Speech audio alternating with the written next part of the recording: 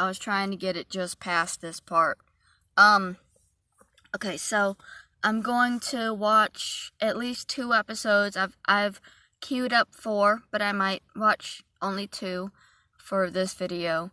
I need a break from the real world. Everything is so sad right now. So I'm just going to go back to times when things were crazy, but they weren't, I don't know, shown as much. So it's near the end of the month, and I always need a little help. If anybody has a couple extra dollars they want to help out a homeless person, my PayPal is ADRASDEA. That's a Drysdale. I'll put it in the description. Anything helps, really. This time of the month, I'm always needing something, and anything helps to keep me stable and keep me fed. But alright, I'll shut up about it and just watch the show for a little bit.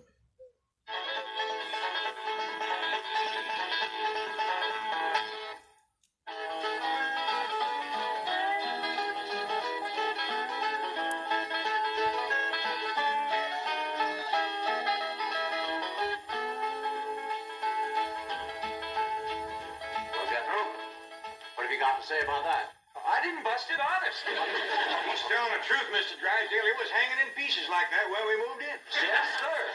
No, it's supposed to be like that. It was made that way. It's been like that for 200 years. 200 years? Hey, this house is older than it looks. Oh, I plumb forgot. Everything in Hollywood's older than it looks. Right up, kid.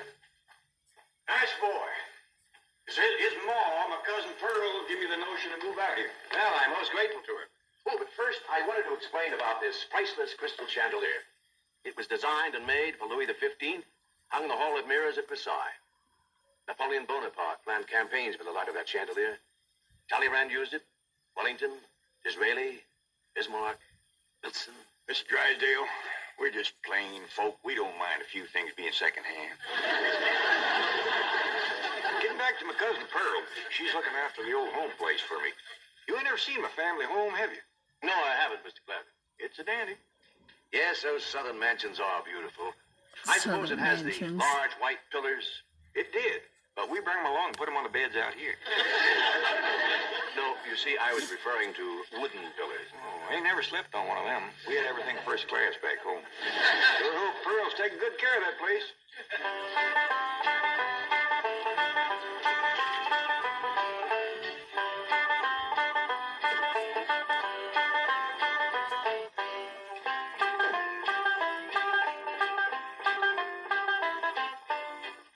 That looks like the house. I want to go back and look at it, but that looked like the house from Psycho back up the hill. Why, you're Mr. Brewster from the oil company that paid Cousin Jed all that money for his swamp. 25 million to be exact. You ain't here to back out, are you? No, indeed. Your cousin's money is safe in the bank in California. I just thought you'd like to know that I heard from the bank, and your family arrived in Beverly Hills safe and sound. Oh, that is good news. My son Jethro drove him out, you know. Yes, I know he did. Oh, I have something here from the bank. I think you'll enjoy it. For me? They told me at your house I'd find you here. Yeah, well, I promised Cousin Jed I'd keep an eye on the old home place for him. It's a long trip from my house, but I'm glad to do it for Jed. That's nice of you. Yeah, well, you know, can I help you look for that money? Money, it's pictures of the estate that Mr. Drysdale, the president of the bank, purchased for him in Beverly Hills. Oh. This is now the Dead Clampett estate. Land to mercy, look at that. Why, it's bigger than the state capitol. Quite a change from this place, all right. What in the world is that? Oh, that's the swimming pool. Swimming pool? Yes, quite ornate. Oh, my son Jethro's gonna like that.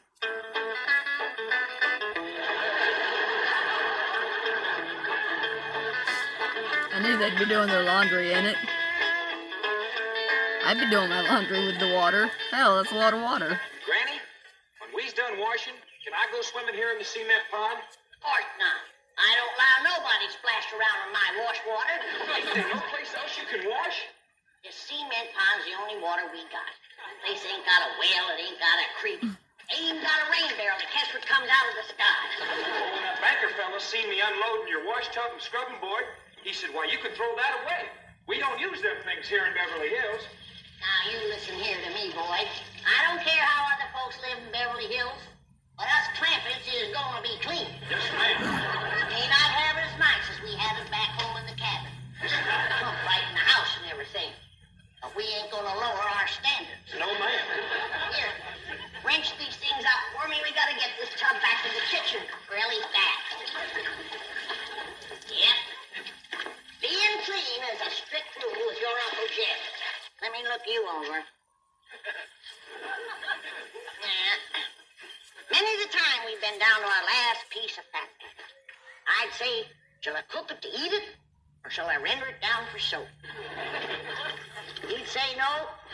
Render it down for soap, Granny. The Lord will feed us poor folks, but we gotta do our own washing. Amen. But Uncle Jed ain't poor now, Granny. He got $25 million. How long do you think that's gonna last if we go throwing it away on store-bought soap? Waste not, want not. Now, here's a view of the entrance hall. Look at the horse. My stars and garter. Why, it's a palace. Whoever would have thought that my cousin Jed would be living in an estate like this? Well, the credit is yours. You're the one who talked him into moving. Oh, well, I put the notion in his head. But it was really kind of Ellie Mae when. Yes, his daughter will have a wonderful life as the Beverly Hills debutante. Can't you just see that beautiful girl descending this magnificent stairway? I sure can.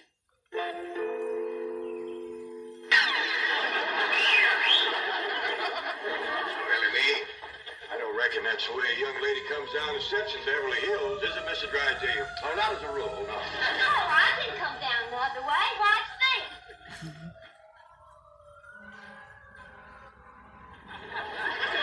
Very graceful. How's that? Well, that's not exactly what I had in mind. Show me.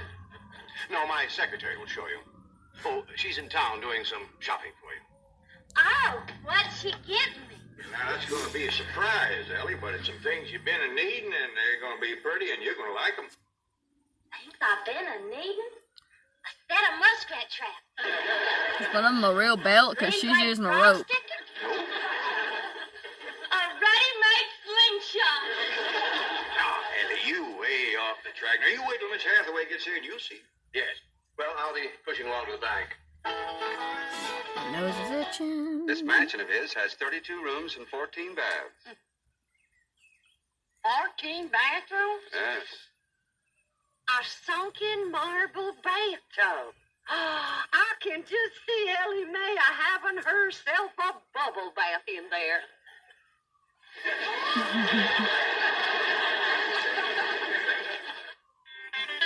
I tell you, Mr. Brewster, the more I see of these pictures, the more I want to get out there and help Cousin Jed. Of course, I wouldn't go without being asked. Well, naturally. But, you know, I think you should go. I've been asked. Now, it's not exactly my province. Well, why don't you telephone your cousin and talk to him? Oh, why, there ain't a telephone within 40 miles of this place. Nearest one, I guess, is at the International Emporium, clean over to Oxford. Well, I'll be happy to drive you over there. Oh, I couldn't let you drive me all that way just to use telephone. Busy oil company man like you. That's 40 miles. There's no trip at all in this car. No, I couldn't do it. Why, folks would see me riding in this big, shiny car with a tall, good-looking city fella. Why, sure as the world, they'd think that... Let's go. What about your horse and buggy? Oh, just untie Bessie. You go on home.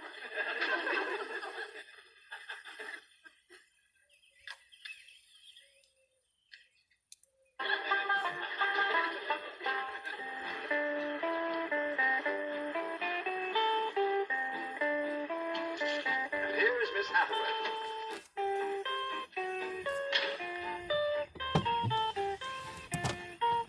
Mon capitaine, je suis l'état. Fine. Ready for Ellie Mae? Gentlemen, aided and abetted by the gossamer garments, exotic lotions, and other feminine appurtenances within these cartons, I am ready to assume the role of Pygmalion and transform that barefoot Galatea into a striking and sophisticated paragon of Beverly Hills literature. That's yes the hard way.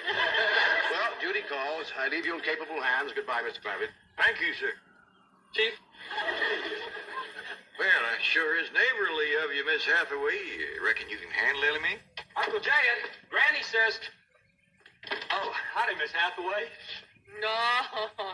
Bonjour, Jeffo. Here are them things in for Miss Hathaway, Jethro. I think she kind of likes you, boy. She does? Well, I can't take 'em into the house. That's what I come out here to tell you. Granny says that all the men folks got to stay out of the house while Ellie Mae's taking her bath. Oh. But isn't Ellie Mae bathing in the privacy of her own bedroom suite? Hear what she called you? Sweet. What's the matter with him? Why doesn't he answer? Hey, he's just a little shy, I reckon. Ask him again. Is Ellie Mae in her bedroom suite? No, she ain't, darling. Never mind, I'll find her myself. Uncle Jed, I got me a girl. You sure have, boy, and a city girl, too. I've actually known guys that thought that way, though. If you call him honey or sweetie, they're like, oh, we're dating. Every No. girl in the 5th grade No, was after him. I hardly think anything serious can develop between boys and girls in the 5th grade. Oh, I don't know. So far this year, there's been 3 couples out of Jethro's class get married. Married. 5th grader. Parson's nearly as busy in that school as the teacher. That's amazing.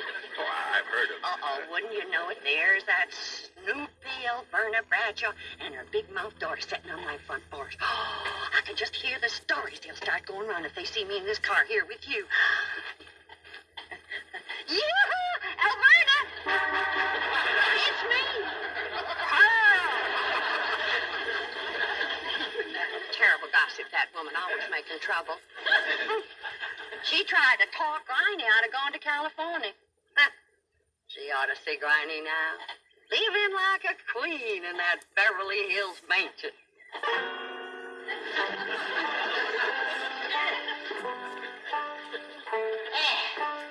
I should have listened to Alberna Bradshaw and stayed home.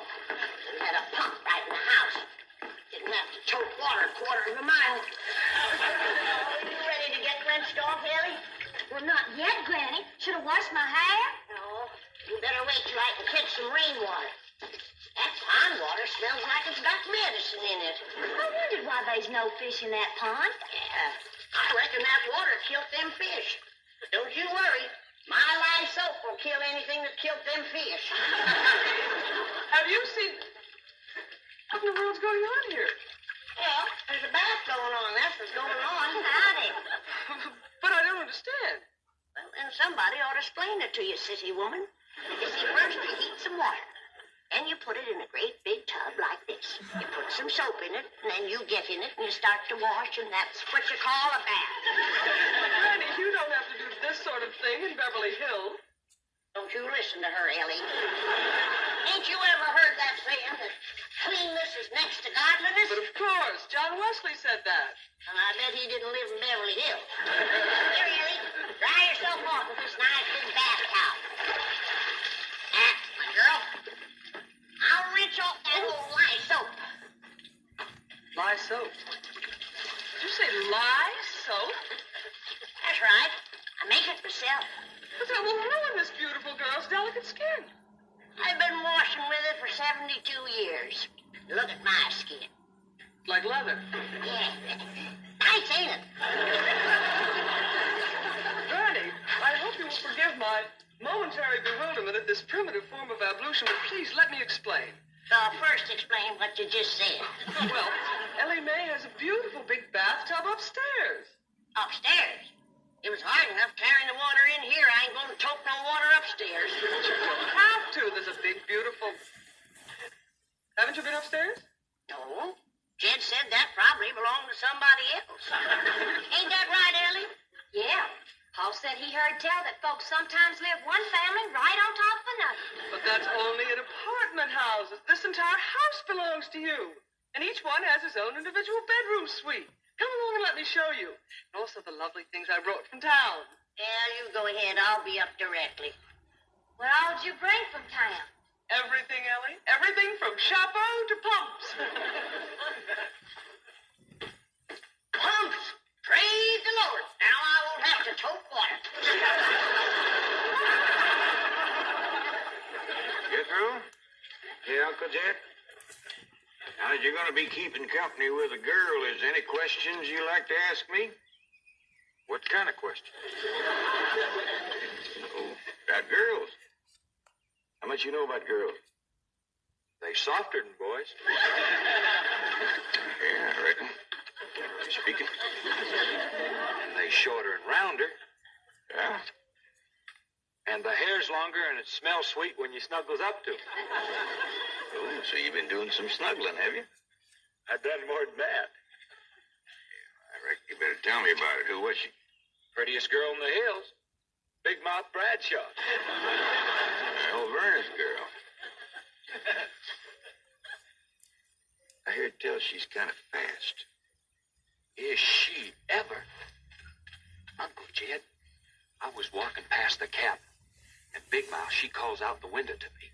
She says, "Howdy, Jethro." She says, "My ma's just made a big batch of cookies. Come on in and have some." And I says, "Sure your ma won't mind?" She says, "Ma's gone, so's Pa. I'm here all alone." Well, Uncle Jed, I was in that house before you could wink an eye. Say, as I blame you. No sooner was I inside, the Big Mouth, she puts a music record on the phonograph machine and commences to sashaying around, twisting and a-turning. Dancing. Yeah, I reckon so. Anyway, she says, "Put your arms around me, Jethro, and I'll teach you the two-step." What'd you say? I says, "Listen, Big Mouth," I says, "here we are all alone. Your ma and your pa gone. And you think that I'm going to waste my time dancing? I says, not me, sister. Bring on them cookies."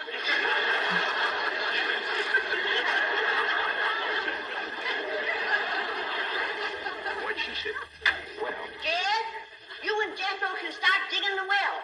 That city woman brought us some pumps. That's fine, Granny. We'll get right to it. What'd that Bradshaw girl say when you said bring on them cookies? well, she just held up them cookies like this here.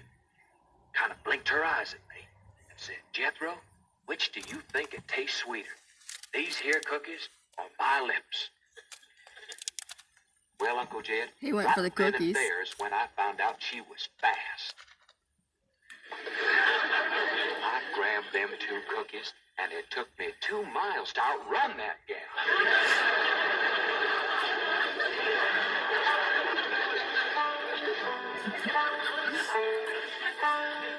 Jethro, on one of these days, you and me's got to have a long talk. Boy ain't right.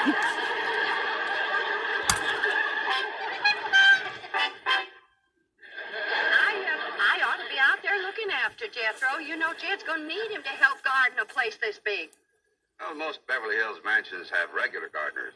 And, of course, a complete sprinkling system. Sprinkling system. Oh, yes, indeed. That entire lawn is crisscrossed with underground pipes. Land to mercy.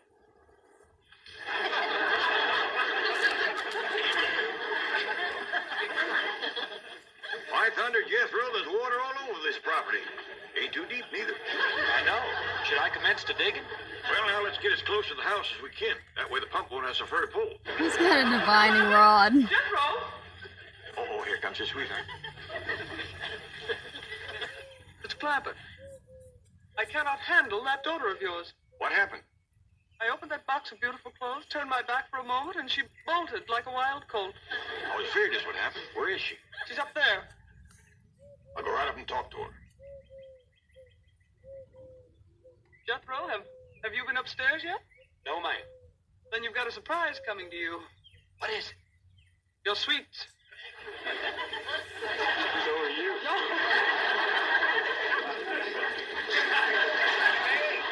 Oh, howdy, Pop. Hey.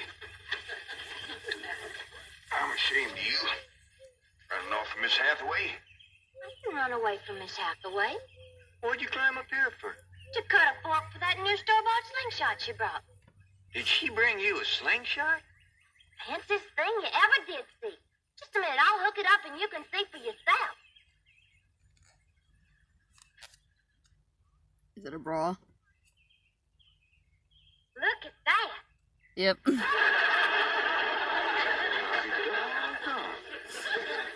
A store-bought, lace-trimmed, double-barrel slingshot. Ain't it a doozy? I don't know how good I can aim it, but it'll sure throw a heap of rocks. I tell you, Granny, there's so much water here, you could shoot a load of buckshot in that ground and bring up a dozen springs. I'll be right back.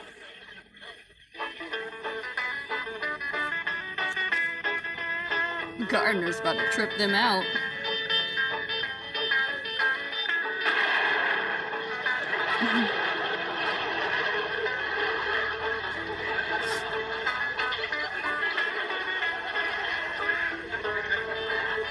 I ain't never missed yet.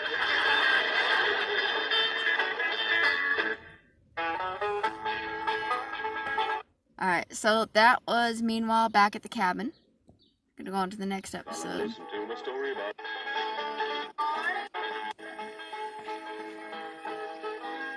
This is the Clampetts meet Mrs. Drysdale. Come on. He's waiting.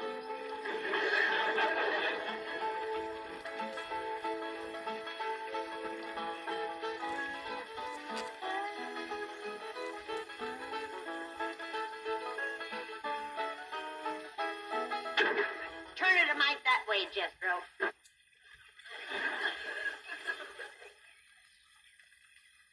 That's a Only still. one bad thing about if anyone's putting you still wondering. here, Granny. What's that? Drysdale place is downwind. The smell of your corn liquor or brewing is going to drive poor Miss Drysdale right out of her mind. She's a drinking woman. How do you know, Uncle Jay? Well, he kind of let it slip by. Remember when we was unloading this from the truck? Yeah? He says to me, what's that? I said, that's a still for making corn liquor. He turned kind of white and trembly, and he says, oh, please don't ever let my wife see that. I reckon she just can't leave the stuff alone. Some folks like that. Terrible. Come to think of it, that's how come she's in Boston. What kind of drinker? Yeah, Miss Hathaway says she goes all over every place looking to get cured. Damn city cure is no good. The minute you go to taking it away from them, they want it all the more. I could cure Mrs. Drysdale of her drinking in 2 days. How, Granny? I just tell her she could have all she wanted. When they find out you don't care if they drink, they don't care to drink. That sure would be a blessing. Over here, Ellie, now. No more talk about drinking. Hey, look, everybody. Ellie Mae's wearing a dress. Oh, Miss Drysdale's in the house to see you. All right. My, ain't she pretty? Yeah. But Ellie, you're showing too much bare hide. Well, that ain't her fault, Granny. She just got the dress on backwards. Ellie, honey, put it on the other way around. All right. Hold it, hold on. What kind of a dress is that? Well, Miss Hathaway said it's a California sundress. Let no son of mine wear it. Daughter neither. Granny, you'd best get her into something decent whilst I talk to Mr. Drysdale. Miss Drysdale's office, Miss Hathaway speaking. Boston. That must be Mrs. Drysdale. No. Don't put her on. She'll only make my life Mrs. Drysdale. How are you? How are things in Boston? Oh, the doctors here are just as silly as the ones in Beverly Hills. They insist there's nothing wrong with me. They've got me so depressed. I just had to call and talk to my darling. Are you taking good care of him? Oh, yes. As a matter of fact, he's stretched out on the sofa right now having his nap. How sweet. Well, the moment he wakens, you take his temperature and give him some of that flu medicine. What? He's waking now? Oh, marvelous. Put him on. Tell him Mumsy wants to hear his sweet voice.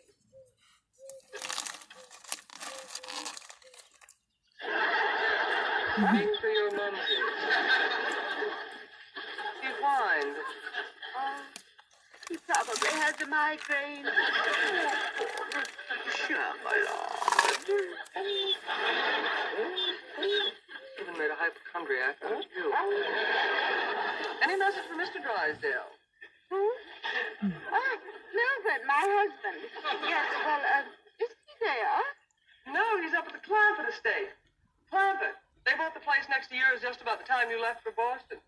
I don't find them listed in the first families. You tell Melvin not to mingle with them socially until I've had a genealogical check run on them.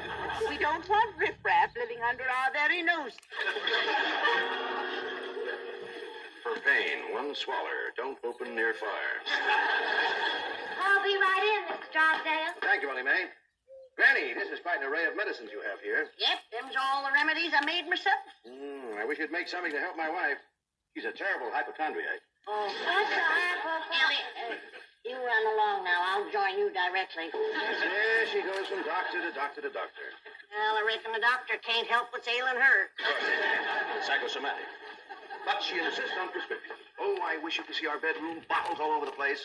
I plead with her. I hide the stuff. She always finds it or gets more. You think that's a lot of bottles? You should see my wife after a trip to the pharmacy. Why, she's so loaded she can hardly stagger up the stairs.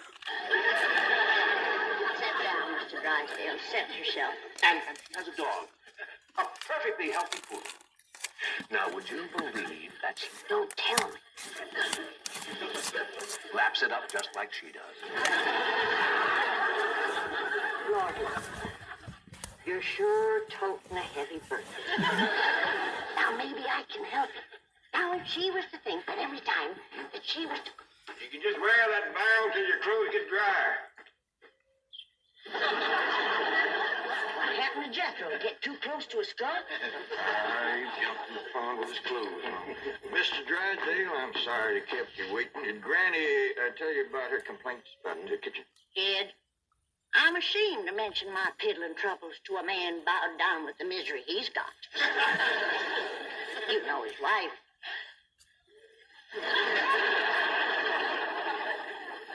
Mr. Drysdale, our hearts go out to you. We're going to help you, ain't we, Jed? You bet you we are. Man serves for a purpose in this world if you can't help his neighbor. Well, you're very kind, but I'll manage. I've been living with it for years.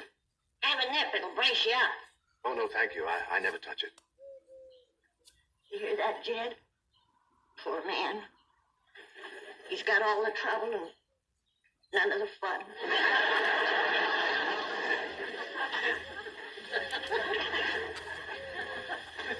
There goes a soft-hearted woman.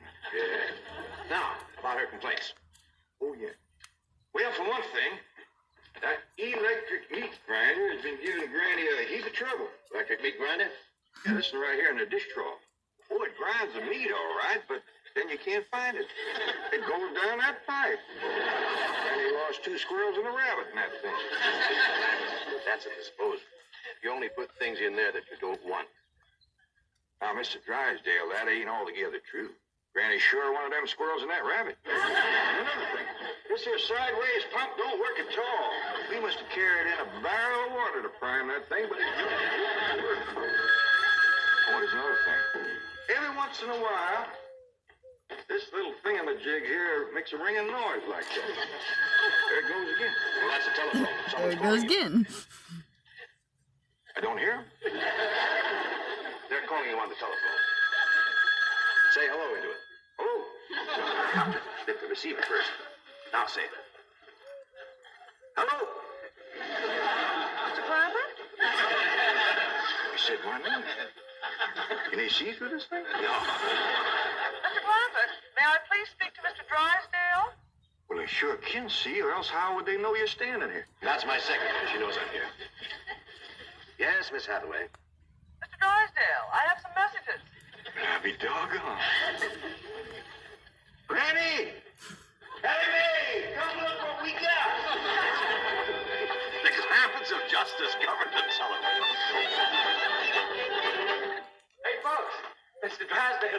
what y'all was up to. You can't talk to Ma on that thing. Well, look who's getting too smart for his britches. Too big for him, too. Mr. Drysdale says we can talk to her. Yeah, you think you know more than Mr. Drysdale? Well, I know Ma ain't got no telephone. Excuse me, call operator. You sure small things. Yeah, who asked you to butt in? I'll get it. I know what to do when it does that. Hello? Yeah, he's here. Well, for goodness sake. Well, sure. Well, howdy there, Miss Drysdale. This here is... Margaret! Oh, how wonderful. Man? Oh, yes, the telephone man. Well, how are you? I'm worried, that's how I am.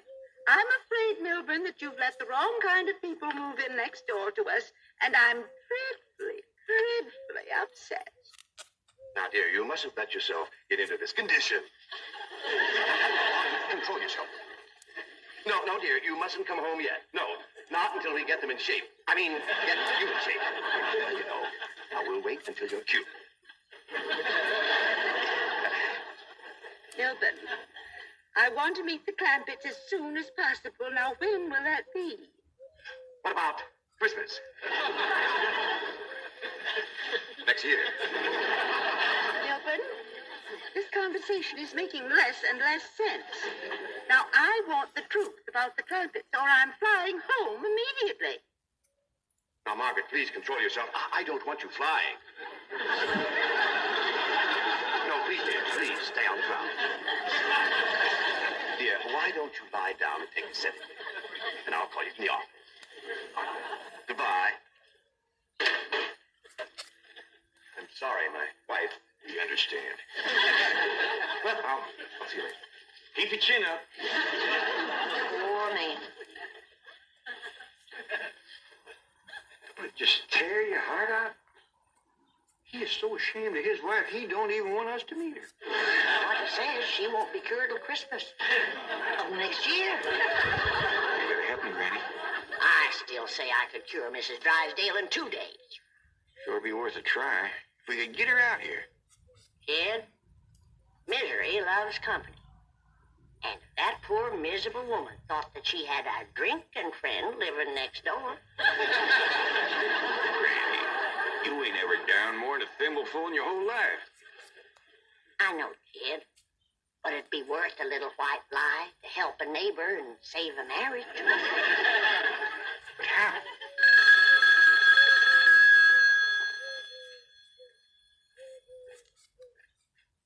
Hello? Yes, ma'am.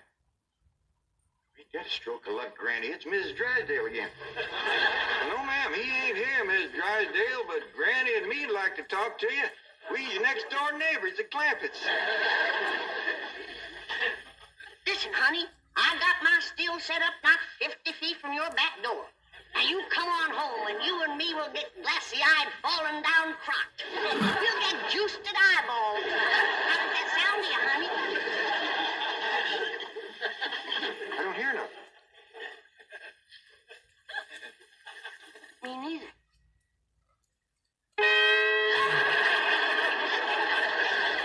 What do you mean my wife's on her way to Boston? The message I got when I tried to put through your call. She's on a jet, right? Never mind the grisly details. Oh, I am ruined. If Margaret gets one look at those hillbillies next door, she'll leave me. Get my psychiatrist over here. Move over, Claude. I need this more than you do. You don't need your psychiatrist. You're looking at the dark side. There is a bright side. Of course. Your wife is an intelligent woman. She'll see that underneath that rough exterior, the Clampetts are basically fine people. Why, she may even help them to get socially acclimated. Right. I don't need my psychiatrist. You do. Your wife will take... My wife, through whose aristocratic veins flows blood the color of bluing, considers anyone whose ancestors did not arrive on the Mayflower immigrants. She does make rather a fetish of the family tree. But nothing. I'm stuck. I'm either going to lose my wife or my largest depositor. That's what makes the whole thing so difficult. You know, I like the Clampetts, but I love my wife. Isn't life weird? She's a snob, she's a hypochondriac, she's not young and beautiful, but I love her. And now I do need my psychiatrist. Now, Mr. Drysdale, as we used to say at Vassar, que tu deviens, tu atterrissat. Courage will light your path. Yes, I know what I have to do. I'll go to the airport. I'll take Margaret in my arms. I'll look her in the eye and lie like a rug. I'll the Clampetts have left town and put her back on the plane. I beseech you, do not become enmeshed in a web of lies. But it won't be a lie if the Clampetts are tricked into actually leaving town. But they're just getting settled. What could possibly induce them to leave town? That's your problem. You expect me? But they like you. Finagle them into going to Palm Springs for a few days. No, no. I will not help you spin your deceitful web. Miss Hathaway, would you rather be an unemployed secretary or a spider in the rain?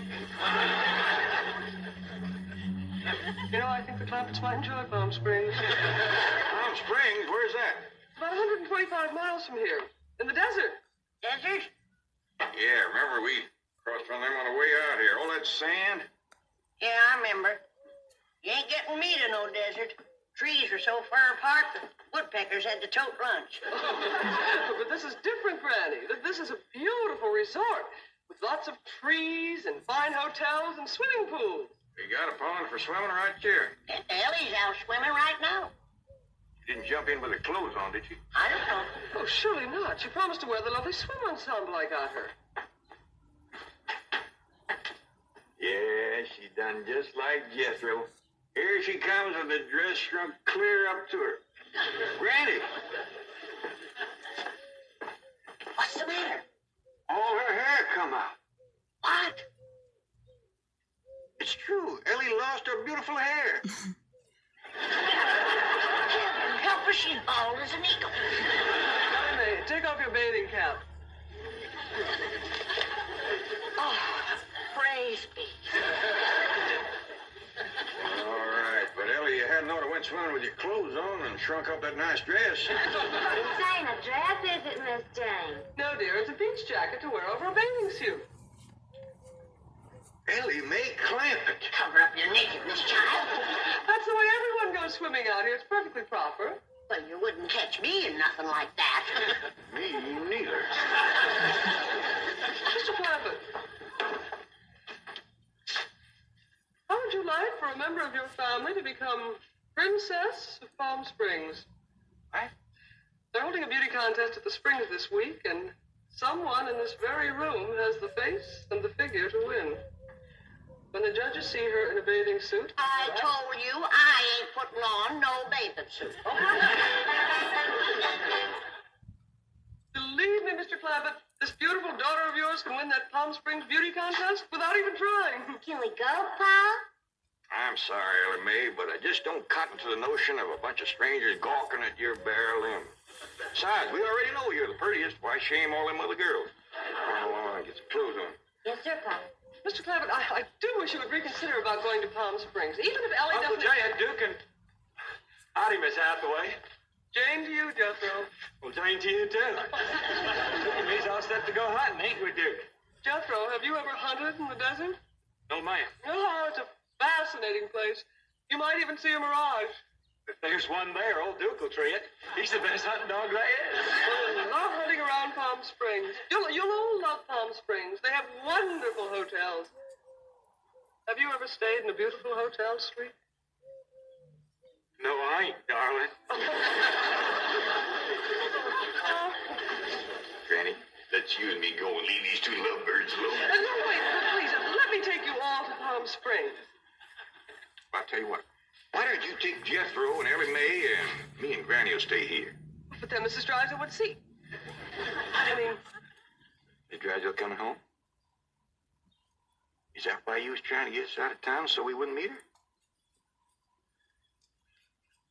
Yes, that is the reason. I'm so ashamed I could die. Yeah, now, don't go to crying about it. The way I look at it, ain't nobody got a right to be ashamed of nobody else. Good Lord made us all, and if we's good enough for him, we sure ought to be good enough for each other. Amen. I'll tell you what, if this means so much to you, we'll all pick up and go to them Palm Springs with you. Oh, bless bless you. Mr. Drysdale will be so happy. I don't love Ellie Mae back.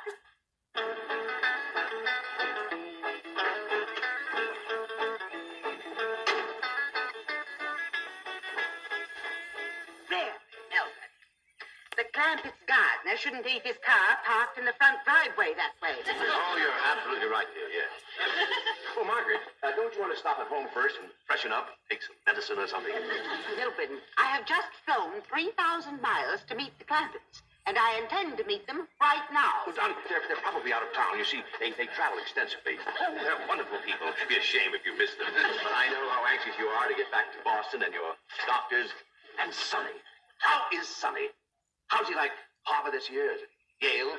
Princeton? Dartmouth? Let's go ask him. Milburn, what is the matter with you? Milburn, let go. Let go, you hear me? Let go, I say.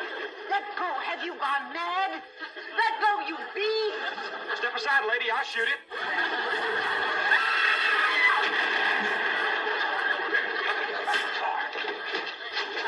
What'd you shoot, Jethro?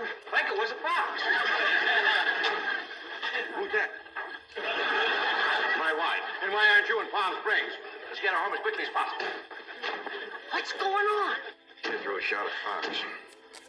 That's Miss Drysdale, stewed to the gills. No wonder they didn't want us to see her. Poor woman. You mean poor husband. Yeah. We can't go up to Palm Springs and leave our neighbor at a time like this. That's right. We gotta pitch in and see that his wife gets cured. Uncle Jed, are we going hunting? Might as well. It'll be a while before she sleeps that one off. Well, I hope there's some possum around. These skinny old California foxes ain't worth shooting at.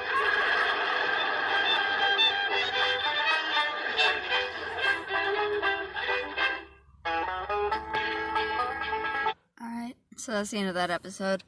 I think I'm gonna stop it here. I gotta go to the store and get something to eat. I'm snacking on peanuts, but I want something substantial. So I'm gonna go get me a bag of frozen chicken strips. What really made me laugh about this episode was when they were with the phone. They were so impressed with the phone. I have seen people in my family that acted that way when I showed them technological things that they had no idea existed. Because I grew up, I grew up in Florida, but a lot of my family is in Georgia, and they're in very rural areas of Georgia. And I've got a uncle and an aunt that live right across the street from each other, out in the woods. They've lived across the street from each other their whole lives. And then in another part of Georgia, we got another set of family, aunts and uncles that live across the street from each other. And some of these little groups we have, they don't know a lot about the outside world. They're still hunting and moonshine, and I have family that makes moonshine. They gave me a bottle of wine once when we went over to see them. But there was this once that we went to see my aunt who she lived in Houston, Georgia at the time. Which, if anybody knows about Houston, Georgia, they know that it is in nowhere. It is this little tiny area. And this was way back in, I want to say 2004, 2005. So we had a GPS, and I told my grandmother that the GPS would give us the directions so she wouldn't have to keep giving me directions. Even though I knew the way, I kind of just wanted her to stop telling me where to go. So I wanted to show her that the car could do it. And she lost her shit. When we got there, she ran in, she said, "Wait here." She brought everybody out of the house. There's like 10 of them. And she said, "Look at this. The car actually found you on the map." And my aunt said, "No, it didn't. We ain't on no map." And she was right. She was not on the map. What the car did was it said, "You've reached your destination," or "This is unspecified, but we think this is the way you have to go." and it did tell us directly to her house, and my aunt was just absolutely in shock that her house was found by the GPS, and it was the funniest thing to me. I had only recently graduated high school, and I knew, because I grew up with these technological things, but they lived out in the woods, and they had never heard of a GPS in a car. They were still new to getting cell phones, so that really cracked me up. But okay, I'm gonna end this video. Again, if you'd like to help support me and keep me stable and fed, I'd really like a pizza if anybody's got an extra $10. PayPal me /Drysdale. I will be doing a Earthbound when I get back with food. I'm trying to figure out what to do next. I've got to learn the 8 songs that Queen Mary wants. So it's a big pink fluffy marshmallow level, and so far it's fun.